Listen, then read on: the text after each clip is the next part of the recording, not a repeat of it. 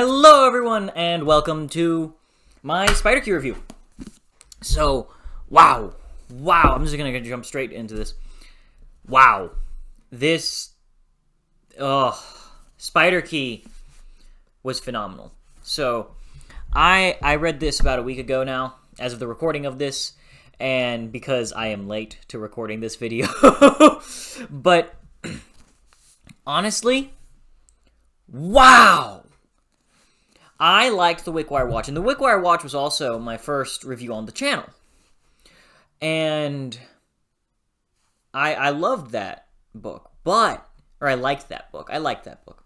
But Spider-Key, this is something special.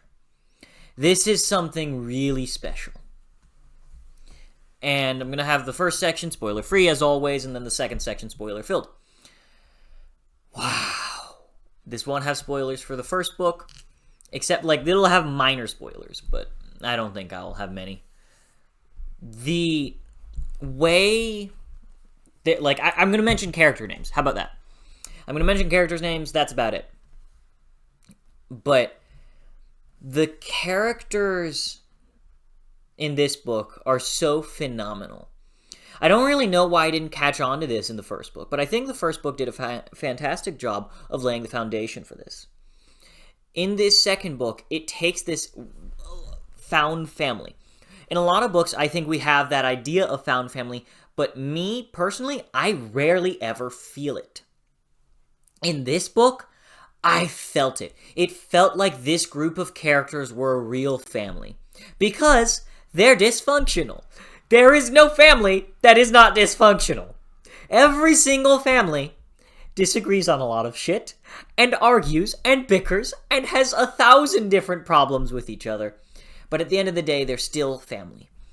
And I think Spider-Key really nailed that so fantastically. There are so many conflicts that don't need to occur, but the fact that each of these characters is so well developed, so their own person, and so individual, it really, and I think it adds to another aspect of this. It really nails that feeling of family and has such a wonderful, profound impact on the way Inkwell has to interact with the rest of these characters. It's just fantastic, because each of these characters has their own motivations. Each of these characters has their own way of dealing with life, has their own way of dealing with trauma, and all of us are this way. But the fact that Jacqueline Hagan has been so perfectly able to nail it as this one just brilliant family. Each of them feels so individual, so, they get into so many arguments, and the conflict tends to occur just because these characters are having a problem with the way things are happening, the way their family is being treated, or the things that others are doing within their family. And I think it is so fantastic that that is how this was done. Man, because each of these characters, some of them are keeping these secrets. Some of them are being more open. Some of these characters are keeping secrets about themselves. And by the way these characters do that, by the way these characters are secretive or not secretive, it makes it so that we as the reader understand Ink more. As he looks at them and goes, I don't really trust you. And the more secrets that are kept, and the more he goes, well, you kept that secret, I'm not so sure. What else are you keeping from me? If you kept that one for so long, that was pretty important. Why are we waiting? It's so wonderful.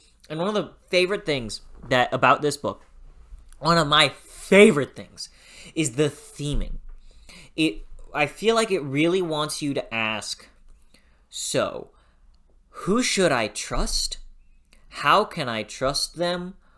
Why should I trust them? And at what point should I trust any given person? This book And I think Wickwire Watch 2, and also going forward within this series, is going to continue to delve within this theme. Trust. How do I trust? Why should I trust? Is it worth loving if people are going to break your trust? Do I think these people are going to break my trust? The way this book so fantastically nails that. And there is a scene with two characters. I'm not going to say their names, but oh my God. And the way these characters have of communicating is so... Jacqueline Hagan really relies on subtext. And I think she does a phenomenal job.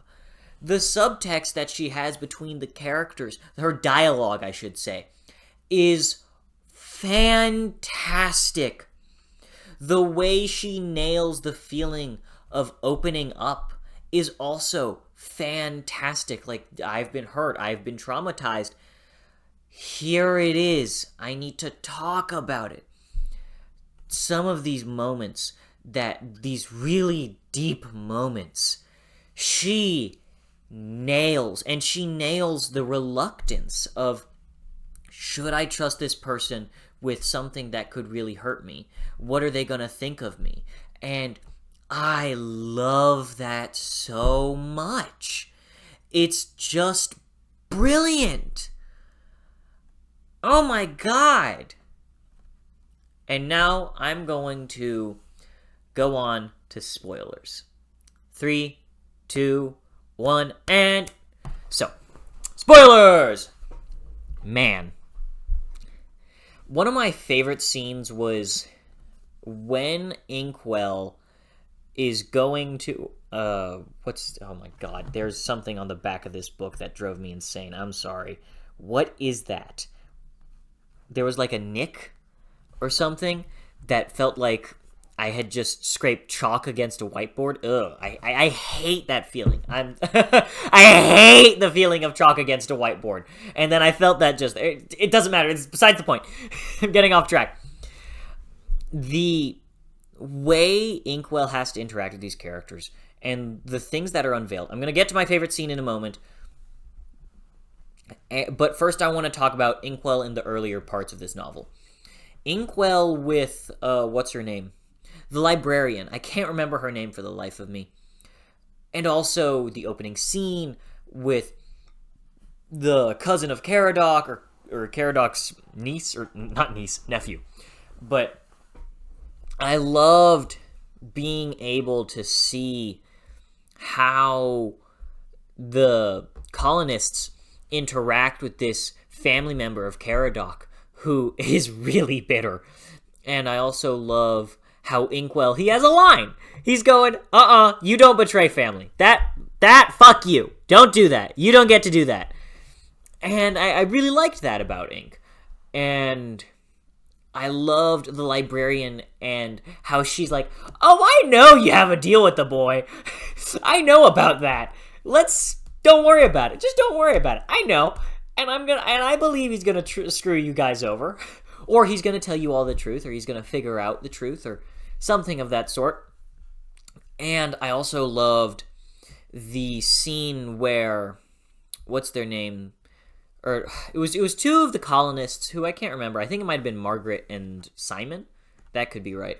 Went down to the mainland and then found the Cult of the Blue Flames, which was with the Entrian's mother. What's her name? Shit! The Entrian that Inkwell made a deal with, and then her mother is like the leader of this cult. And I'm like, that's so cool! And how we also see that she's still actually skeptical of this lady who is the mistress of the specters, and we still don't know a lot about her. We seem to believe that the mistress of the specters could be behind what happened when the colonists were, or when that person said, "Colonists, arise!" And I also wonder if the colonists are a real group beyond these guys who we call the colonists. Man. Again, fantastic book. Jacqueline Hagan has that way of, here's more answers, but also more questions. It's perfect in terms of the lead up to the finale of a mystery, even though there's going to be like 7 books of this. We've got book 3 and then book 4 that I gotta read.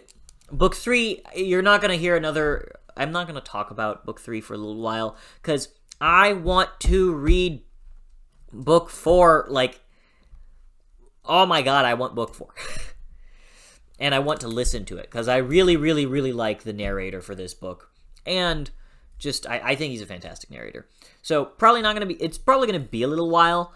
Maybe early March. That might not be a little while. We'll find out. I'm going to do it whenever I feel like it, I should say. Anyways, my favorite moment. Caradoc and Margaret. Oh my god. That scene where Margaret is trying to seduce Caradoc. Man, it was amazing. And then they have this deep conversation about how Margaret feels so insecure that in order to try and bite back against this man who had betrayed her, who had left her and left her in debt, she did so many other things, and how she would hook up with Bill Stone, and how Bill Stone really abused her in that sense. Abused a poor lady who was in pain, who was suffering and in need. That was really, painful to watch. It was painful to read, but also it gives you more about who Bill Stone is, and it also tells you more about who Bill Stone is, considering his interaction with her down on the ground when she was down there. And, man, just Margaret's backstory was fantastic. And just the way she unleashed it, the way she started to open up and talk to Caradoc, finally trusting someone. And how even though the darkness isn't gone, it's that acceptance of, it's here, sure, but I can be better, away from the pain. And, oh my god, that scene sticks with me. It's burned into my heart. I love it so much. It's seriously one of my favorite scenes, maybe of all time. That, I really, really loved that scene. And the ending to this book was also pretty good. I really liked... Oh, wait, no. Fuck! No, it wasn't good. What was his name? Who died? Who was the man who was shot? God damn it! I was so pissed. Evering's father. Fuck! Oh, and yeah, I gotta talk about the sisters, don't I? Fuck them! Fuck that son of a bitch! The commissioner! Fuck him! Oh my god! Screw him! I hate the commissioner! Fuck him! Fuck the commissioner! Seriously! Fuck him! I'm still pissed about this. I cannot lie. How the commission... ugh. I haven't been this angry since Dwalia, which I know wasn't that long ago for me, but god damn it! Fuck him!